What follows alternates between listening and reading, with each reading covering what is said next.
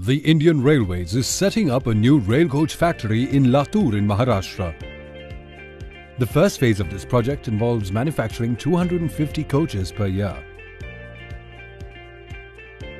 In phase 2, the coaches will be enhanced and will be produced at the rate of 400 coaches per year. About 150 hectares of land have been acquired for this project. The total expenditure on the project is expected to be about 500 crore rupees. The nearest railway station is Harangul station.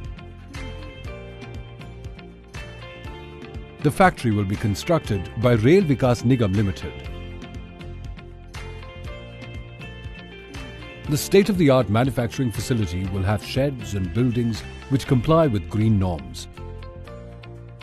It will use solar energy, efficient LED lights and solar tube lighting.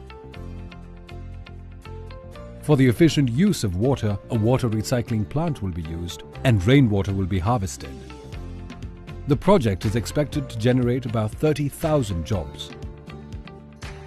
An MOU for setting up the rail coach factory has been signed between the Indian Railways and the government of Maharashtra.